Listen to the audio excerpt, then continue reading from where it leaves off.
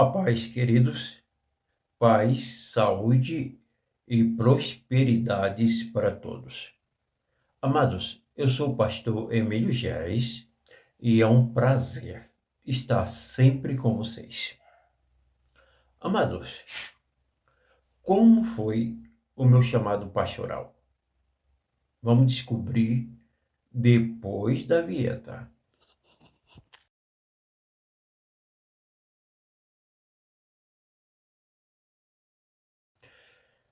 Então, como foi o meu chamado? Irmãos, o ano era de 2012, o chamado pastoral, mas eu já venho na fé desde 1992. Fui passando em várias denominações da vida, entendeu? E na última, eu recebi um chamado muito forte da parte de Deus. E olha que eu nunca saí brigado, chutando as bancas, as cadeiras com ninguém.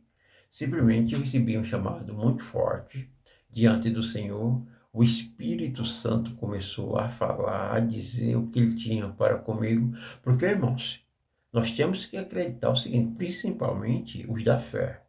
O Espírito Santo é uma pessoa. E se ele é uma pessoa, ele fala, ele sente, ele ouve. Se é assim que você acredita. Porque ele é a terceira pessoa da Trindade. E aí o Senhor colocou no meu coração muito forte para mim procurar um local e abrir um ministério para me apacentar um povo dele. E aí, irmãos, eu saí, chamei o pastor, conversei com ele direitinho, falei que a minha data de ficar ali era até X dias, eu não ia ficar mais porque ia cuidar de uma outra coisa, etc. E me despedi, mas saí só com a minha família, com exceção de um menino meu que quis ficar.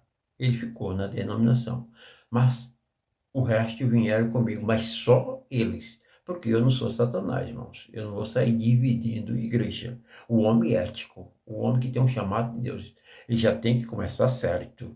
Então eu só saí com a minha esposa e os meus filhos, inclusive todos pequenos.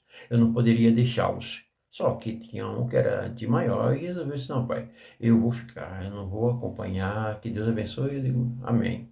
Então eu saí e ali, irmãos, fui atender o chamado do Senhor.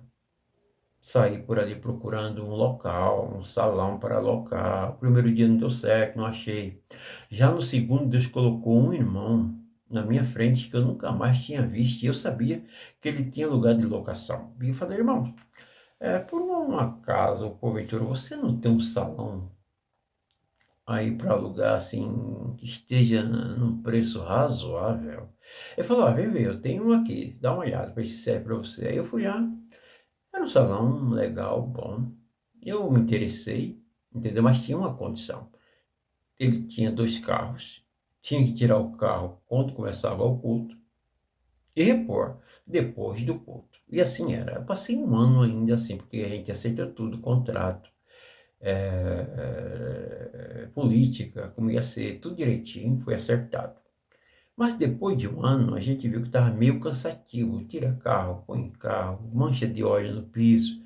A gente tinha que limpar a igreja para depois começar o culto. Isso demorava, irmãos. Aí eu fui orar a Deus e disse, olha, Senhor, eu preciso de um canto melhor. E assim orando ao Senhor. Aí Deus me pôs novamente um grande amigo meu e pessoa da igreja também.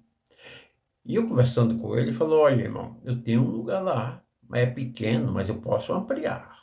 E aí, ampliando, os irmãos vêm para cá e eu vou cobrar um aluguel X para os irmãos, uma coisa que dava para pagar e estava dentro. Era mais barato. E assim fizemos, começamos assim, a negociar.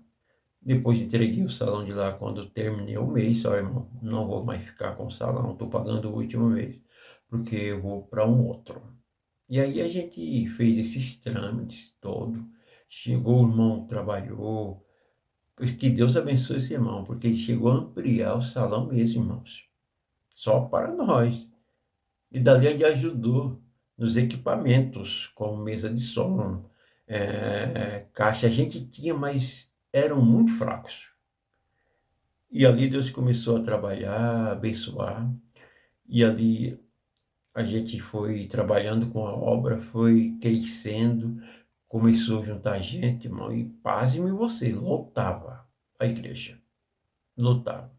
Só que você sabe que a vida não é só de flores.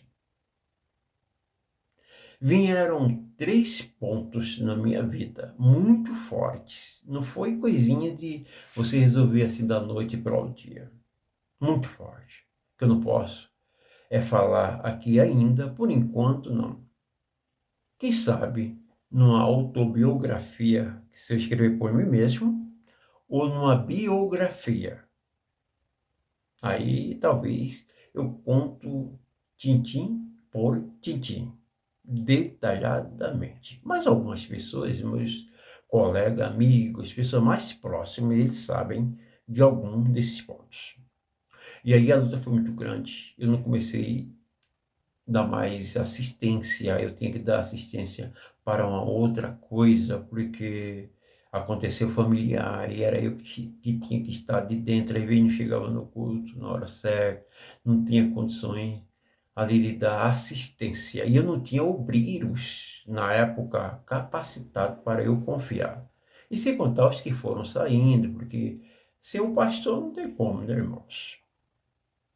E só para saber a data exata da fundação do ministério foi em 6 de junho de 2012. Eu comecei a obra em 6 de 6 de 2012. Só que não deu, fui até certos anos, não deu para tocar mais. E ali fui resolver outras coisas muito forte, forte mesmo. A gente parou a obra, infelizmente, depois de anos, pelos acontecimentos. Então, eu fiquei um pouco, não desviado, mas parado. Depois me uni com a denominação, mas o chamado é muito forte. Quando você volta, não que eu desviei, mas quando você volta ativa, o chamado é muito forte. E o coração acelera, irmãos. E quando você tem um chamado, não adianta, é inegável. Uma vez pastor foi ungido. Não adianta, irmãos. Às vezes você vai para outro ministério, os caras não te aceitam mais. Quer que você comece do começo e faça, assim, um patamar. E comece, faça, entre na hierarquia. Mas você já é pastor. Não tem como alguém tirar isso de você. Pode até ser que por política do ministério local não te aceite. Mas você é inegável. E aí a gente está agora, sair desse outro, porque eu precisava fazer coisas que concernem a um pastor, e onde eu estava não poderia ser. 2 galos não cantam no mesmo lugar. E agora estou pelas redes sociais fazendo a obra de Deus. Eu estou agora com o Bíblia, e é um ministério, irmãos. O Bíblia, ele saiu dessa denominação. Eu já disse, eu tenho uns vídeos contando da onde saiu o Bíblia. O ministério que eu fundei não era o Bíblia. O Bíblia era um departamento que eu queria levantar. Eu já dei esse testemunho, tem vídeos aí, você vai achar, com obreiros de elites. O Bíblia, eu queria transformar. Tinha os obreiros simples, tinha os membros, mas eu queria, assim, transformar uma equipe de obreiros da elite. Não estou falando de riqueza, recurso, de habilidades, de saber dominar a palavra. Eu ia treiná-los de uma forma que eu ia despreocupar. Se eu saísse um dia, uma hora, ficasse fora, aquelas pessoas iriam tomar conta, ia ali, querido, saber dirigir um culto, pregar, saber quem convidar, como fazer. Porque elite é isso, a habilidade. É isso que o Bíblia quer fazer você. Quer fazer de você é um obreiro de elite, um obreiro que tenha condições de pregar a palavra sem se envergonhar ou envergonhar aonde ele está, ou o próprio Deus. Então foi assim a história, mas, queridos, tem muito chão, tem muitas experiências, tem muitas coisas ainda que eu preciso passar, muitos. Eu venho desde 92 na obra, eu passei por vários ministérios. E a gente vai adquirindo. Eu fui, irmãos, ó, eu fui segundo professor da escola bíblica, fui primeiro professor da escola bíblica, fui segundo superintendente de escola bíblica, fui primeiro superintendente de escola bíblica, fui obreiro, fui até onde o ministério assim permitia, para a glória de Deus. Então, naquela época, em 2012, eu disse, eu não tenho mais o que fazer por aqui. Entendeu? Porque já tinha feito teologia, já tinha se aprofundado nos originais. Para quem não sabe, eu tenho noção de grego e hebraico, isso, o grego koiné, e o hebraico bíblico, porque difere o grego moderno, o grego koiné, o grego clássico. E difere o hebraico do hebraico bíblico e o hebraico moderno. Há diferença. Até porque, para você ter uma ideia, você não diz bom dia ou boa manhã no hebraico clássico ou bíblico, como se diz no moderno. No moderno seria Boktor, bom dia. E já no hebraico bíblico não tem como você estar dando bom dia, como Yom Tov.